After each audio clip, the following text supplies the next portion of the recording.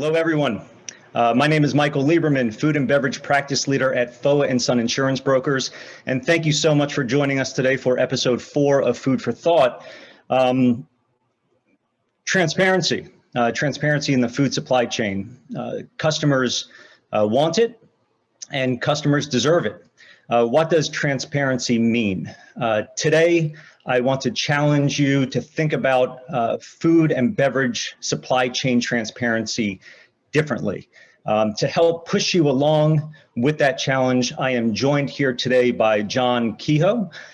John is a true thought leader on this topic. He's a thought leader on supply chain, or as he puts it, ecosystems, and how to create transparency and resiliency in that food ecosystem. John, thank you so much for joining us today. It is such a pleasure to have you. Thank you, Michael, and the pleasure is all mine.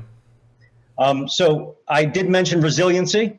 John, I follow all of your teachings, and you really just pushed me to think about all of this differently. And, not just transparency, but resiliency of supply chains. It is so vital at this time because the food and beverage supply chain has been tested by COVID-19 and all of the complications that this pandemic has brought to the supply chain. It's tested supply chains. It has broken the systems that make up these ecosystems, as you teach about so often. So I think this conversation is very timely. So I appreciate you being here with us today. Just some housekeeping notes for everyone who is listening. John and I, we pre-recorded our discussion just the other day. We actually had a 2-hour conversation that through the magic of editing, we have distilled that down to about 30 minutes. So we are going to get to that pre-recorded discussion here shortly. If you have questions, please use the Q&A tool on Zoom to enter your questions. We are also streaming this on Facebook Live. I believe we're also streaming this on YouTube. We are going to be monitoring questions that come through those avenues as well. Patty Devine, she is here with us today. She is going to moderate the Q&A session after our live discussion. So hi, Patty. Say hello to everyone for us. Hi, Michael. Hello. Good to be here today. Thank you. Thanks, Patty. Hey, Patty, thank you. As always, thank you for everything that you do to bring this production to life.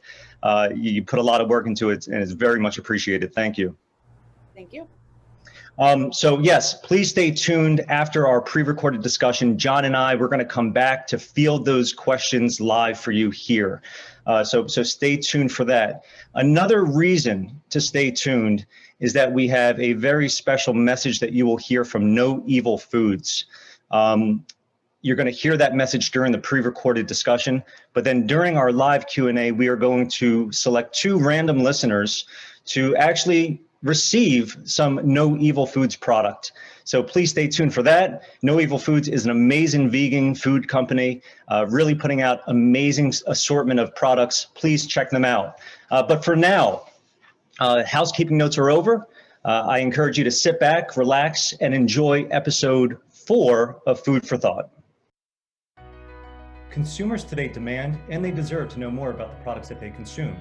However, complexity in the food supply chain or ecosystem creates multiple avenues for systems failure.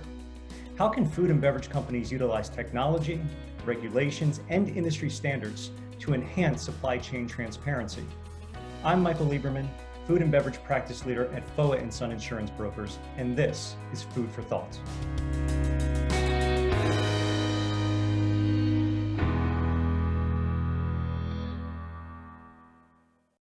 It has become a tradition here on Food for Thought to surprise our guest speaker with a gift. Today's guest, John Keogh, shared with us that he is a vegan. So we gave our friends at No Evil Foods a call to see if they could send John some of their amazing vegan products. When John got wind of what we were up to, he graciously suggested that we donate product to a local food bank. On the heels of a year that has caused so many people pain and sadness, we thought this was a great way to start our first episode of Food for Thought in 2021. Later on, we will hear from No Evil Foods about some of the work that they are doing within their local community. FOA & Son will be making a donation to help No Evil Foods continue in the positive work that they are doing. Thank you to John, and thank you to No Evil Foods. Today's guest on Food for Thought is John Keogh. Mr. Keogh is a strategist, C-level advisor, and academic researcher with 30 plus years of executive leadership roles as director, Vice President and Senior Vice President in Global Supply Chain Management, Information Technology, Technology Consulting, and Global Supply Chain Standards. He advises the public and private sectors worldwide and is a regular subject matter expert on TV and radio. Mr. Keogh is managing principal at Toronto-based niche advisory and research firm Shantala Inc. With a passion for simplifying complexity and reducing information asymmetry in food supply chains, his advisory and research focus is primarily on how technologies can combine with industry standards and analytical science to enhance transparency and trust and meet regulatory requirements. John, welcome to Food for Thought. John, thank you so much for joining me here on Food for Thought. Very much appreciated. I know you're a very busy man these days. I have been following your work for quite some time. I am really very honored to have you here. And today I'm really excited to take a deep dive into that food and beverage ecosystem to get your thoughts on transparency or perhaps lack thereof in some cases, and what food and beverage executives may want to do or may want to consider when they're thinking about transparency within their own ecosystems. Now, as an insurance broker, I have specialized in the food and beverage industry for the past 20 years. Transparency in the supply chain has always been on my radar. And you shared a slide that I thought did a really nice job of illustrating the complexity of the food supply chain. And I would just love if you could, if you have that slide handy, if you could kind of put that up on the screen and walk us through that slide, bringing the listeners today through that food supply chain. So in this I've been using this slide for more than a dozen years. So what I typically do is bring people to their dinner plate, and on the right hand side you can see there's some fish. It could be salmon, could be something else. There's things that look like eggs, but they're actually potatoes, and you have some veggies. And coming out of that, if you look at the yellow line, that represents a macro level of a supply chain with potatoes. So you can see we buy them in the mall or retail. The mall would have bought them from a wholesaler who get them from a packing house, and they get them from multiple farms. Now, herein lies the first part of the complexity. When farms are multiple farms in different regions, or they could even be within the same region, they supply into a packing house will commingle. So we already lose traceability at that point, unless they have really good batch control, that they're saying that in this batch of potatoes, we have potatoes only from 2 or 3 different farms that are very close to each other.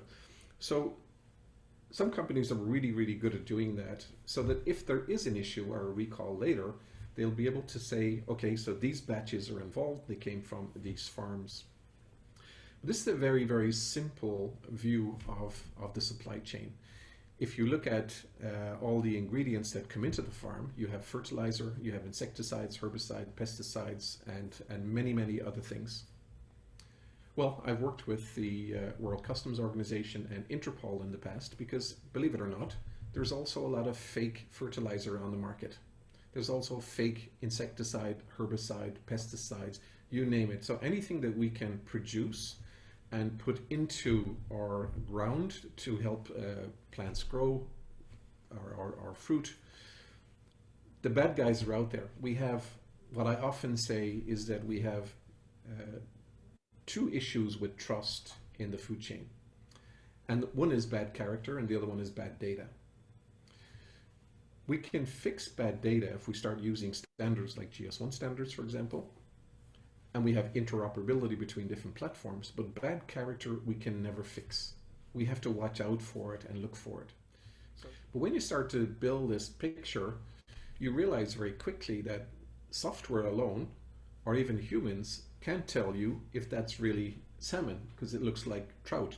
And in fact, in China, there's no distinction between salmon and trout from a language perspective. You also don't know if it's wild caught or farmed. Then you start asking some questions. Is this milk that I'm buying, is it diluted or could it be adulterated? So you have a lot of middlemen who are trying to cheat the system. This is the bad character component. Again, science is our best friend. Yeah, John, when I'm looking at this slide here, it kind of goes back to how I used to view transparency in the supply chain, and I linked it so closely with traceability, where a lot of food and beverage executives may only think about country of origin or provenance of a product, but there's so much more that goes into this topic of transparency when you're talking about the food supply chain. Ultimately, what we want to know with all of these things is my food safe to eat? Now, software cannot tell you that. Software cannot tell you if your food is safe to eat. Here's where I make the plea at the bottom here that natural sciences really is an enabler of transparency and trust because of the objective certainty in terms of the ascertainable and verifiable characteristics of the product. Transparency of a net chain is the extent to which all the net chain stakeholders have a shared understanding of and access to the product related information that they request without loss, without noise, without delay and distortion. I absolutely love this. And I would love for you to just break down what you have highlighted here. Who are the stakeholders? What does shared understanding mean when food executives look at this definition? What should they relate as a shared understanding? So please, John. Yeah, well, as a lead into that, there's a lot of words that I have up here on the left-hand side about transparency being bandied around. Honesty, believability, forthrightness, sincerity, clarity, and so on. And on the right-hand side, I show a picture of an apple. Now, the reason I picked an apple because it's a very simple product. And when a consumer looks at an apple, they go, okay, this is pretty simple. It came from an orchard and probably came from the orchard in the last 3 or 4 days or the last week. But when I sit down with a particular apple producer, and this was in New Zealand, and it was with a government official at the time. And I said to the producer, I said, how transparent are you with consumers in New Zealand? And he shared with me that they're not very transparent. And I said, what do you mean?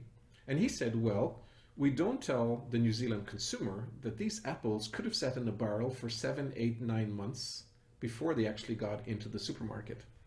So my rationale back to him was, I believe that that's a story that consumers need to know. But it also has to be access to that information. So if you're talking about sharing the story of the product with consumers, how is a consumer going to access that information? One of the biggest issues that I deal with today is I work in a think tank on looking at the future digital ecosystem for Canada. It always goes back to the farmer as literally being the poor farmer, because a lot of the things that they do have not been monetized. And we need to be able to enable them to monetize what they do, whether it's organic or it's providing sustainability information up to a pool. And I suggest then that we need to enable the farmer with technology so that they can participate in multiple ecosystems. Now, let's say one of those ecosystems that they're participating in is with the producers in food and beverage.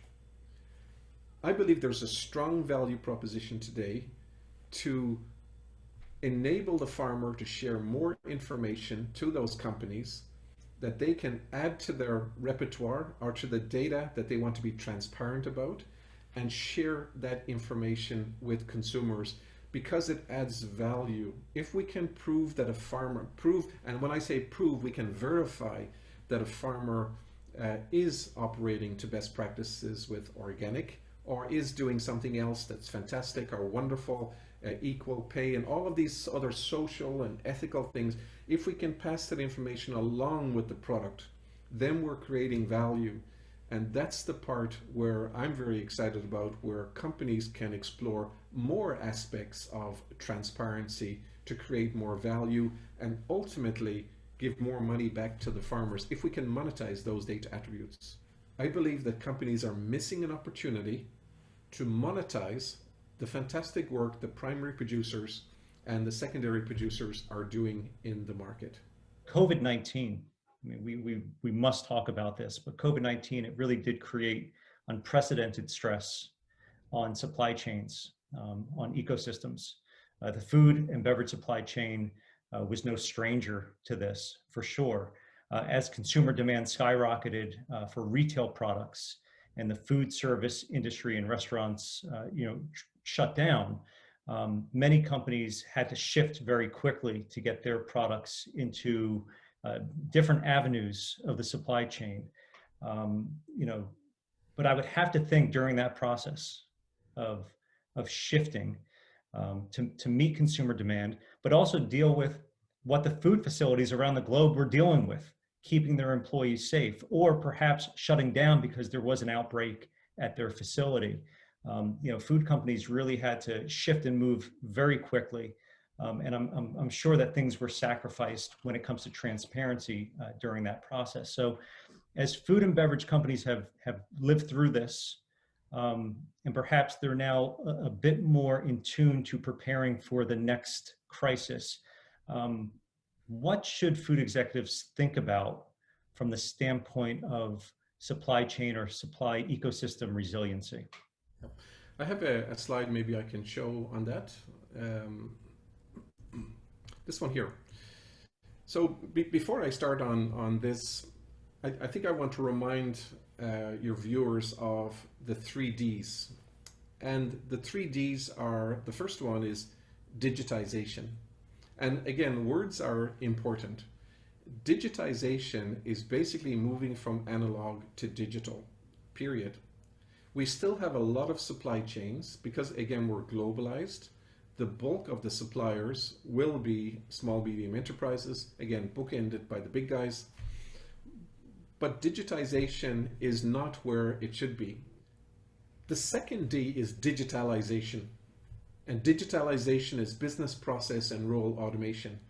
We commonly, every one of us is guilty of misusing these terms, and that's not a big problem. There's no, so I'm not saying it's bad or it's good, but we have two words here that help us explain. Digitization is moving from analog to digital, but digitalization is the business process and role automation. The third D is digital transformation.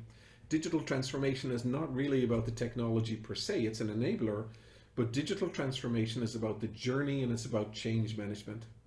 And I think we need to have those three really, really well understood within organizations. Now, if I take a step back and I was sitting down with executives, I'd say, well, first off, you need to look at your supply chain and look at those 3Ds. The very important one for a big organization is the digital transformation. But they need to look at the maturity of their supply chain. Are they providing their platform out to the companies that don't have technology today, the small farmers in Vietnam or Thailand?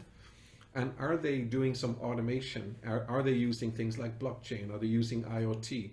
Are they using smart technology to be able to predict will there be a problem down the road? This slide here is from Shift. It's one of the most beautiful slides that we can imagine. It's very complex, but this really helps us think about systems thinking and what I call very often the cascading consequences of system failures.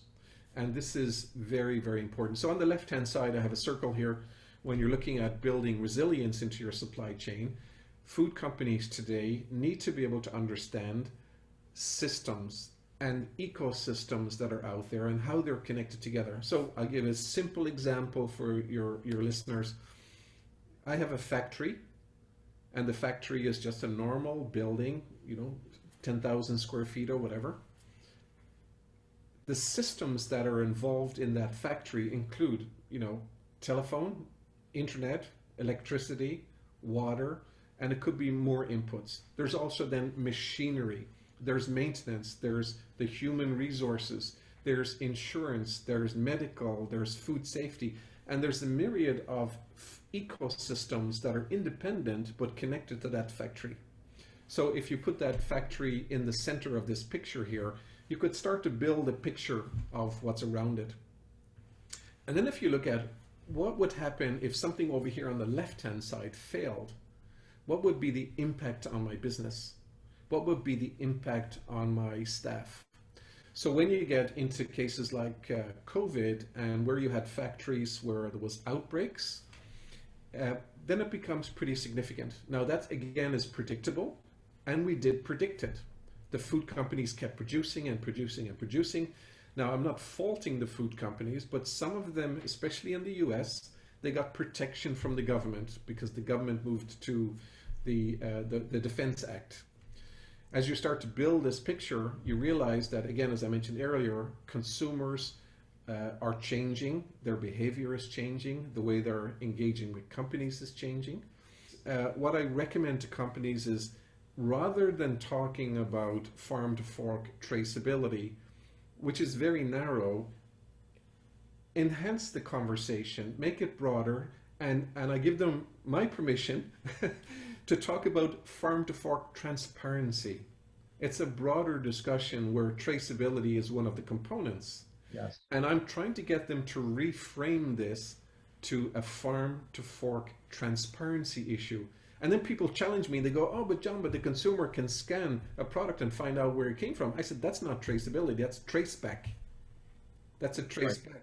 The retailer doesn't know who bought the product in most cases, right? So I'm clarifying the definitions of traceability and what does traceability mean. The consumer can query a product and look at the traceability, but also the transparency, the story. And this is the beautiful part of all of this, is when we start thinking and talking and reframing the conversation from traceability to transparency, and then I think we'll start making more progress when we do that.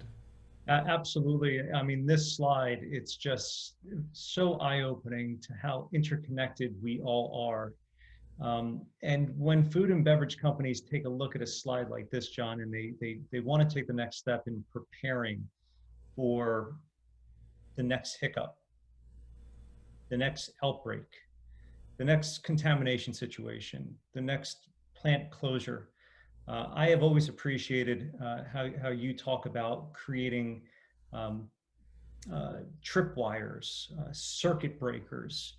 Can you bring us through, I believe you have a slide on this. Can yes, you absolutely. bring us through your thought process on this? Absolutely. I really like how you illustrate this point. So just to close on this one, the point here is to look at multiple ecosystems and how they connect together. And I recommend food companies in particular not to forget the role of the government in defining regulation and also what's permitted and what's not permitted, and the key and crucial role that they have in all of this. So when you look at the supply chain and resilience, I build on this with Carl Eunice. We looked at McDonald and Corsi and their supply chain disruption model. So this model talks about your system is performing, you do your risk management, and then something happens, and then you're managing what they call a disruption. But the key component here is the discovery. When did you discover the problem? And it's only when you discover it that you can start to do the recovery, and then you can start doing the redesign of it. I believe that you can, I use this term technology tripwires, where the technology can provide you with that advanced warning for something that may happen or is about to happen or is trending to happen. And my argument here is that if you discover it after it's happened, it's way too late. We need to be more predictive. And the circuit breaker is where it's like the GPS saying, turn left here, get off the highway right now. This is a course correction. And this circuit breaker, I'm happy to see that governments are now using this circuit breaker as a term in their COVID response, where the circuit breaker is like a lockdown, or a circuit breaker could be, mask usage or so on. So the notion of technology tripwires and circuit breakers, we build on this paper we have around rethinking future food chains that was featured in the June-July version of one of the food safety magazines. And I think that this is where organizations need to get to. And I'll elaborate on why this is important. So if you look at this model here, these are examples again from McDonald and Corsi. If you look at item number D halfway down the page, and you look at, this is, did they have a plan? And it's yes. Did they use the plan? Partially. Did they rehearse it? Unknown. The discovery took weeks. The recovery took months. And it cost them $100 million. Now, this was a product quality failure. So it's very, very hard on a company to be able to recover from this. And especially, again, depending on the actual product itself, it may have caused harm to a consumer, or it may have failed in a product like a car, and it may have caused accidents and injury, and there may be massive liability even outside of what you see here. I love this slide, John, because I spend a lot of my time with my clients identifying risks and then quantifying those risks. Exactly. Because I think once you quantify a risk and you see that it can cost a company $100 million, you know that that company is going to take action. Okay, here is why we need to do something about this. And you start, you know, for instance, in the food and beverage industry, of course, everyone is fearful of a recall scenario and the brand damage that can result from a recall scenario. And companies will go through mock recall drills. In many cases, I find them to be simply traceability exercises. You need to go a bit further than traceability, and really, you know, go into communication strategies. You know, what are you going to say to your consumer if you're faced with a food safety situation? So this slide is so important, and I'm really happy that you're sharing this with the audience today, because I think it's important for companies to look at all of these different scenarios and put a number on it, right? And start building those tripwires so you can identify these things that may be in process and catch them early. Exactly. So John, look, you have just provided so much valuable information here, and I'm going to put you on the spot one more time and ask you if you could just maybe provide some closing comments for our listeners to act on. I turn the floor to you, and sorry to put this this pressure on you, but you seem to be good on the spot. So what do you have for us? Again, depending on who we're talking to, if it's the CEO, I would say fix the data within your company. Fix the data. And if in fixing the data, you really need to embrace GS1 standards, and most companies, in fact all companies are, but they need to drive it down across departments. If I'm talking to someone in marketing at a large company, they more than likely will have no clue who GS1 is. So I think it's very important that a broader audience within these food companies and beverage companies, a broader audience knows about the investment these companies are making in GS1 standards, and focus on getting the data right. The second thing I would say is explore opportunities where you can either hire a veteran who's trained in resilience or in systems thinking, or look for executive leadership training at various levels in your organization where you can train your staff on systems thinking.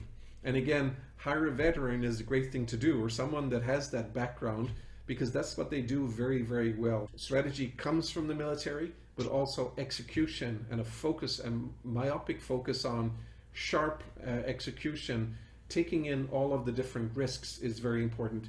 In the US and in Canada, we have employed military generals to look at our vaccine supply chains, and it's for a reason. It's because when you get into a crisis, you need that command and control expertise, and you need a very sharp focus on execution and getting it done. So systems thinking, get the data right, and I would say look at your supply chain end to end, but focus on the ecosystem rather than just the linear supply chain of products.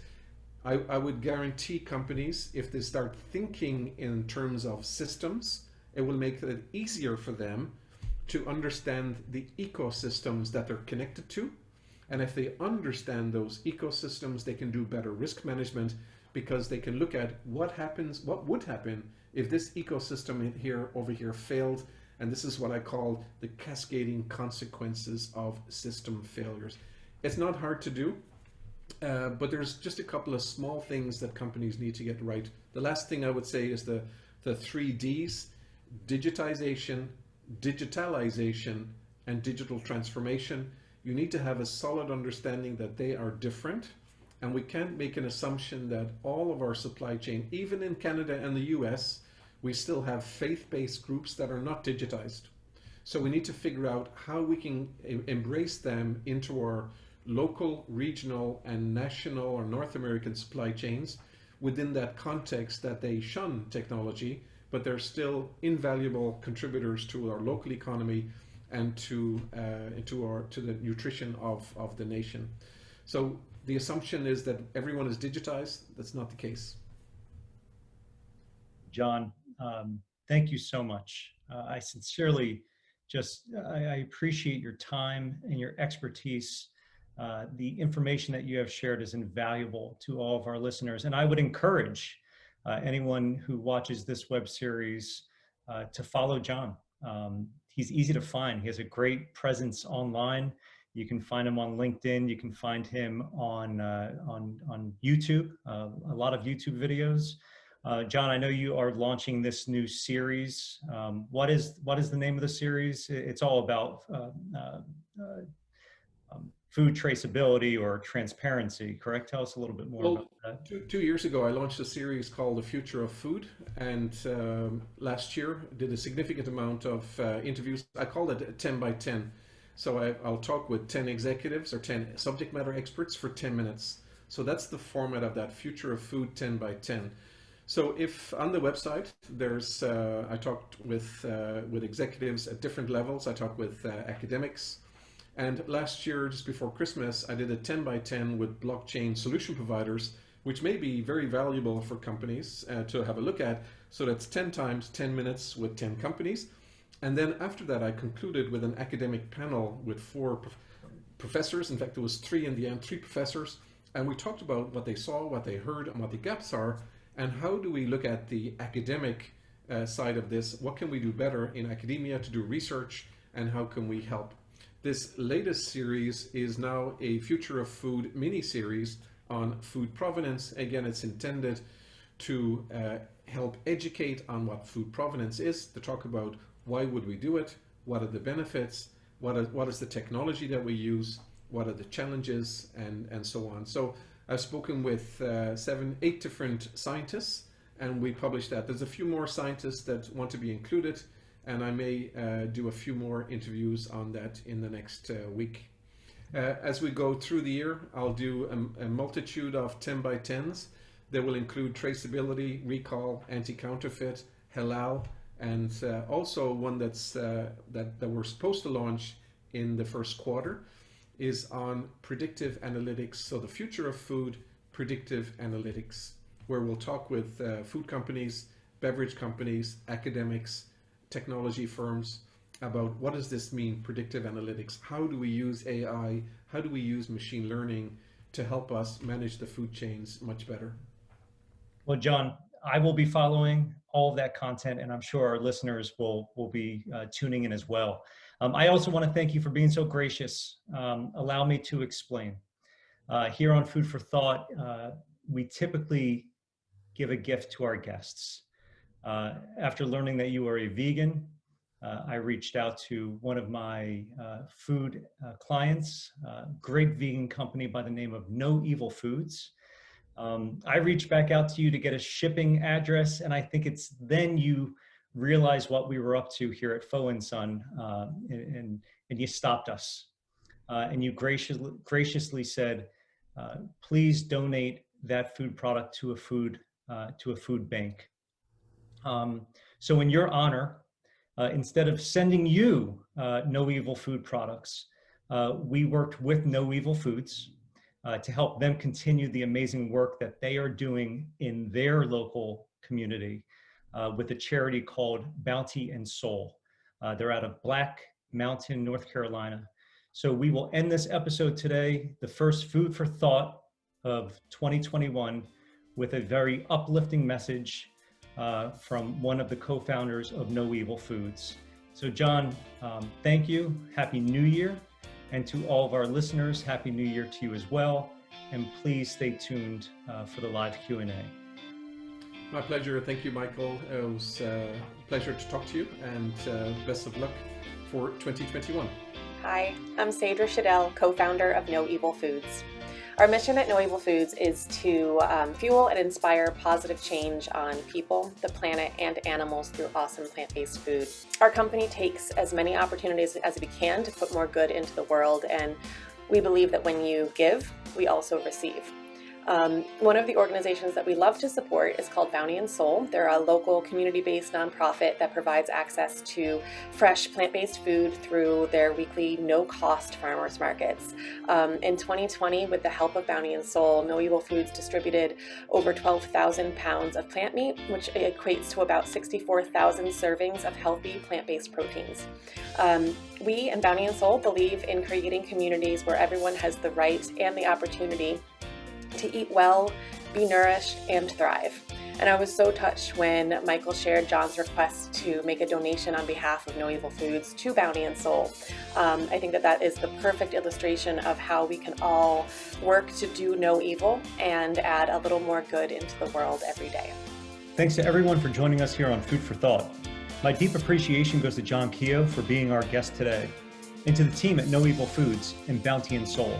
Thank you for allowing us to play a small part in the positive change that you're bringing to your local community. To continue the conversation on transparency in the food and beverage ecosystem, please reach out to me at any time. I look forward to hearing from you.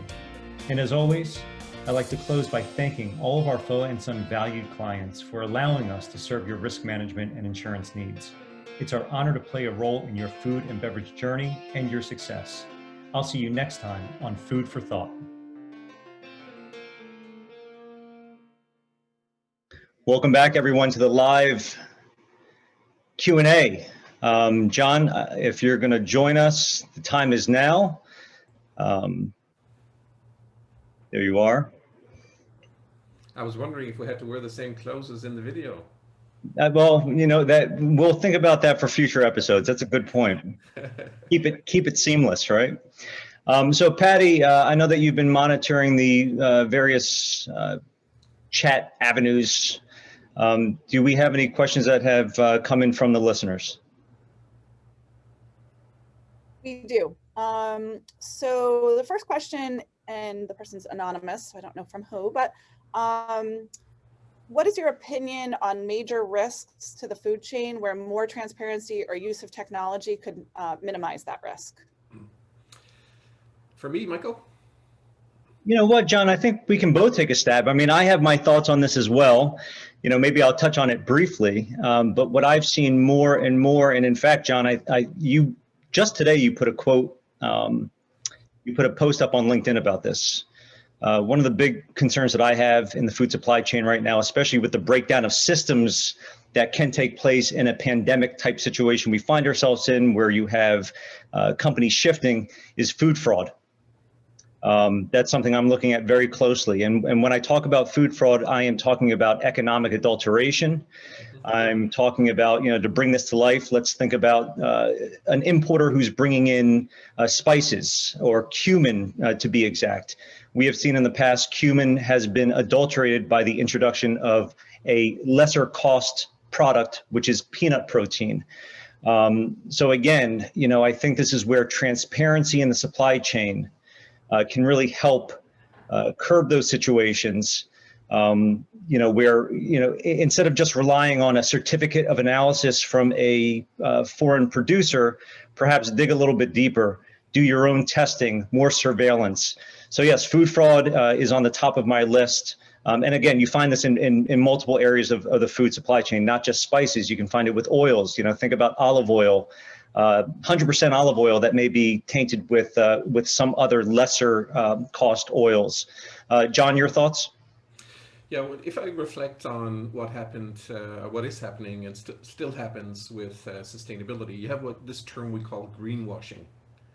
Well, we have another term that some folks talk about, and it's called blockchain washing. So in other words, firms that may say that, oh, we have a blockchain, so we are transparent and you can trust us. That's not always the case, because again, as I talked about in the video, food trust is two main enemies: bad character and bad data. So we have to watch out and we have to manage for that. If I'm talking to executives around transparency, they want to be more transparent in their supply chain, I tell them they have to be prepared for the good, the bad, and the ugly.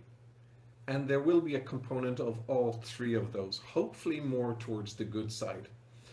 Some firms may be less risk averse, and they go, you know what, if we tell our consumers that we actually buy from this location or country, we may be guilty by association because there's a lot of reports of, slavery, child labor, deforestation, and so on. But on the other hand, their marketing executives are saying, well, if we're not transparent, we're kind of guilty by omission. So they have to get that balance. And when they get on that journey for transparency, they have to be prepared for the good, the bad, and the ugly. And let me share with you and with the listeners what used to happen. So when the big NGOs out there like Greenpeace would provide evidence to a food firm, let's say 5 years ago, that they found deforestation or habitat loss or slavery or child labor, in a lot of cases, these big companies would employ their crisis management strategy. And crisis management, I talked in the video about a 3D model. A crisis management is normally the 4 or 5D model. And guess what the first D is, Michael? Deny. Deny. What is this? What is the second D? Discredit. The third D, defer or delay. And there's a whole bunch of D's that are in there. We joke about this, but it's serious business. In crisis management, you deny, you discredit. And this was the traditional way of approaching this. These days, we have companies like Nestle who are embracing this change, embracing transparency. They understand that we have the good, the bad, and the ugly. And nowadays, I think companies like Nestle are showing leadership where they will sit down with these NGOs if they have evidence, and they'll work through that, and they'll admit that they have to tighten up. And I'm using Nestle as an example of positive change, that other companies could look at that example and say, you know what, that's the right thing to do. You know what, John, I've been trying to just memorize the 3 Ds that you talked about during our pre-recorded discussion, and now you're giving me more Ds that I have to memorize. So there's many, more many homework Ds out there. Patty, any other questions that came through? Yeah, we have a question from our own Bradley Hamburger, actually. What do you believe are the biggest threats to food safety with all the current delays in the food chain? You were a little bit low on that. Could you say it again, please? Sure. What do you believe are the biggest threats to food safety with the current delays in the food chain? Yeah, I mean, I think going back to what I said previously, that ties right into food safety, because it's not just about the economic adulteration, bringing in lesser, value products in exchange for what the consumer perceives to be a higher value product or a higher quality product. But when you're substituting, when a bad actor, as John talks about, there are bad actors out there, when they are substituting peanut protein, for instance, in exchange for cumin, you're now introducing an allergen, right? So that can lead to massive recalls, huge food safety exposures, obviously. John, your thoughts? Yeah, you're exactly right. And, even pre-COVID, we have evidence from the UK from 2017, which suggested that among the survey population of 200 food and beverage companies, that 32% of them said, and this is shocking, 32% of them said that because of the pressure from retailers to drive the prices down, they've had to cut costs. And because of that, 32% said they could not guarantee the authenticity of the products. So food, then you're talking about food quality and food safety are impacted. So what I often say, Michael, is that companies today are playing Russian roulette with consumer health and safety. So there are things that are happening right now that should be what's called never events. We should not be having undeclared allergens in products. We unfortunately, we have companies who are now developing tests to see if there's animal DNA in plant-based milks. We shouldn't be doing that. And vice versa, we have the same company is developing tests to find plant-based DNA in animal milk. We shouldn't be doing that. So we see these recalls coming out, 2 major ones coming out of Canada. Today it's what I call it, and I'm not a consultant, I'm an advisor. In other words, I say things very direct. I'm not going to say things just to pacify a client or an audience. I'll tell it direct, but based on evidence. And based on the evidence that we have, certain food companies that are having these recalls, especially with allergens, are playing Russian roulette, and they're demonstrating to the market that they don't have the proper governance frameworks in place and competence frameworks in place. So the food safety management protocols that are in place today are failing. You know, John, and obviously, you know, you and I have talked about this, but all of those recall notices, they tend to be released on Friday afternoon. Yep. Right? 4 and 5. You know, but the other, you know, the other point I want to make, you know, you mentioned that these allergen recalls, they should not be taking place. Yep.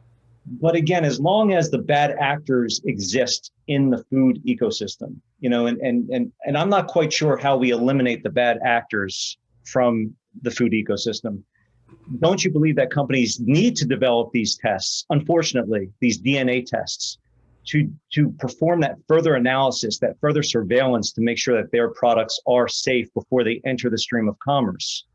Absolutely, and let me pick on one. And I know there may be someone from Subway on your audience or listening to this afterwards. But let me just outline this. So before Christmas in Ireland, the courts ruled that Subway's bread is not actually bread. It's confectionery because it had more than 2% sugar. The company should know that, right? So the implications for Subway, now it's not an unsafe product, it's not classified as bread because it's got more than 2% sugar, which means it's taxed differently in the legal system. So it took a legal case to identify that. The food safety regulator or the food regulator didn't spot that. It came from a legal challenge. In Canada in 2017, we had Subway were challenged again because of an investigative report. They found allegedly 50% of soy in the chicken. Now they challenged that in court and they lost. So, and that analysis was done at Guelph University, our top agri-food science laboratory in Canada. So there's evidence is building up, and now we're having something, again, it's an allegation not proven in court, but we're having more allegations for Subway around their tuna.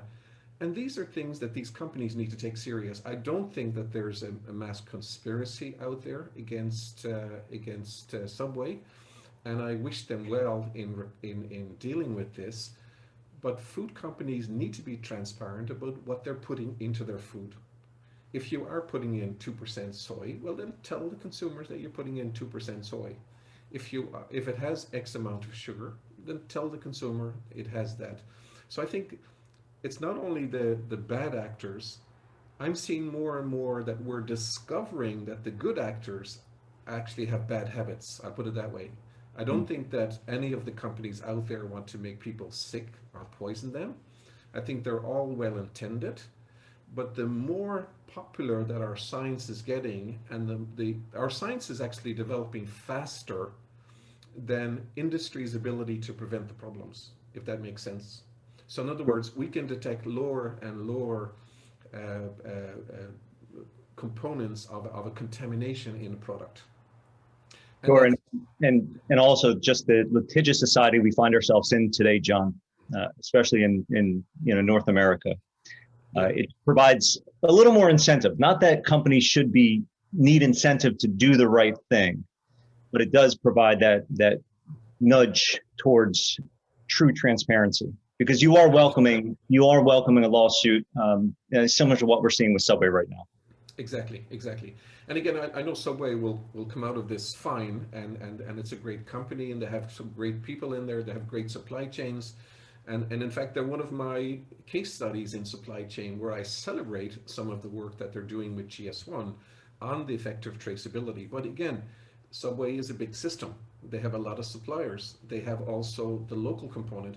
And you know, I was dealing with a case a few days ago where a British exporter who lives in Vietnam, and he was telling me that he got some fruits. He was shipping them to a major retailer somewhere in the Western hemisphere, and he got them tested by a laboratory with a global brand name on the outside. Global brand name on the outside, well-known laboratory. They tested the products based on the import requirements in that country, the target market, and also for that customer. And when it got to Europe, In this case, I've exposed it now, it's Europe. But when it got there, it actually failed. It had 10 or 15 or 20 times, actually I think he said it had 100 times more pesticide residue than was permitted. That cost him, as a small operator, $30,000 because it was rejected. So he had containers and containers and containers in Europe. What does he do? Does he dump them somewhere? Does he call the Port of Amsterdam saying, where can I dump these vegetables that are fruits that my customer won't accept? So again, we have these global brands who carry a lot of credibility, but locally you still have the local culture. And this is part of the issue that I try to get through to some of these bigger companies that don't trust the brand. Get the evidence. And if you're relying on a global brand that has an operation in countries like Thailand or Vietnam or China, or it doesn't matter where they are, you need to do a secondary check. Like those 200 companies in the UK in food and beverage, 32% of them cannot verify that the products are authentic. We need more checks and balances in there. This is why I'm doing this session on product provenance, because it's so important. Provenance will not only tell you which product it is, but also where it came from, and if it has certain trace elements in that product. So you're not only verifying the provenance, you're also verifying the authenticity of the product. Well, Brad Hamburger, who's a big part of our food and beverage team here at Foe & Son, thank you for that question. It spurred on some great discussion there. Patty, any other questions that we have? There's one more question. I just want you guys to know we have about 7 more minutes. So the question is about larger buyers like Walmarts of the world. And, when it comes to what will they require of their vendors from a transparency perspective? Well, I think John is well positioned to talk about this. I mean, I hear from my clients in the food and beverage supply chain who sell to those customers that the squeeze is on. These larger retailers, they are making more demands upon their vendors. They want the high quality, they want the transparency, they want the technology, but the vendors are still working from very thin profit margins. So you're seeing companies who have to make some pretty important business decisions as to whether to continue down that path with that customer, because can they do everything that they're being asked to do? And maybe the vendor wants to do all these things. They want to bring transparency to the consumer, but there's a cost associated with that. And there's a value to that, right? So, can these bigger retailers take on that expense? There's a lot of pressure right now to meet these demands. There's a lot of stress. John, are you finding the same with the food companies you're talking to? Yes. Well, first off, I think large organizations like Walmart have done more to develop food safety practices in developing countries than their governments have done. And so fair play to what Walmart and other companies have done, especially in Asia, but not exclusively. So they bring a significant amount of value, and they wield more power to drive safer supply chains than regulatory authorities have in some nations. Now, the pressure again is different. If you're in the US and you want to sell to Walmart, that's fantastic. And companies should be able to comply, but there is a lot of price pressure. If it's fruit and vegetables or leafy greens, then you're following the PTI initiative, which is about 7 attributes that you have to share. I think one mistake that Walmart made is trying to force everyone to use the IBM Food Trust. I don't think that's a good approach. We've seen mandates before, like the RFID mandate from Walmart, and typically you're going to have vendors reject that. If you look at the PTI initiative, the Produce Traceability Initiative, all the parties, all the stakeholders agreed to do this, get 7 attributes and share them. But last year, one of the main associations announced that even after a dozen years, they've only about 60% adoption of that. So we got to figure out why has only 60% of companies adopted that. Is it because of the cost? And we know that when you get down into the smaller tiers of suppliers, it is a big significant issue when you get into the cost. When you get into Asian countries, the problems are different again. Even if Walmart believes that their suppliers are doing everything that they want, it's impossible for Walmart and their agents to monitor these supply chains. So it's very, very difficult. Walmart has a very difficult challenge because of what we call the unobservability of the supply chains and everything that they're doing. So the risk of opportunism, quality cheating, and social norm cheating, let's say using children, those risks are still there. So while the Walmarts are very good at very powerful, even the Walmarts of the world still have risks in their supply chain that they have to deal with, and they know how to do it. They know how to do that very well. Patty, any other questions? I know we're short on time here, so we want to leave enough time to select our winners of the No Evil Foods product as well. Yeah, that is the extent of the question, and it's perfect time to pick our winners. So, and you don't have to be present to win, which is great. Our first winner I picked out of our virtual hat is Debbie San from Moment Magazine. We will be getting Debbie some wonderful No Evil vegan foods. And the other winner is David Triglia from AMD Oil Sales. And we will be in touch with both of you to get your physical address to send you some treats. All right, and thank you to No Evil Foods for your participation and helping us out with this episode. John, thank you so much. Your involvement here is it was really fantastic to have you on. I enjoyed it thoroughly. Thank you for teaching me to think about all of this differently. I'll continue to follow your content and continue to be challenged by your teaching. So I appreciate it. We learned from each other, Michael, and thank you Patty and Sandra as well for the opportunity to talk to your audience. We learned from each other, but before I go, I do want to reach out and just say thank you to all of those who are out there in the front line, whether it's in healthcare or in the food industry, that are helping to bring food to us today and in everything you do. I know there's also the drivers that are out there, not just in the food factories, but there's a lot of people working really hard and putting their lives on the line to help us. So thank you to all of those people who do that. Yes, that is a wonderful way to end this episode. Thank you for that, John. Much appreciated. Thank you all, and we will catch you next time on Food for Thought. Take care.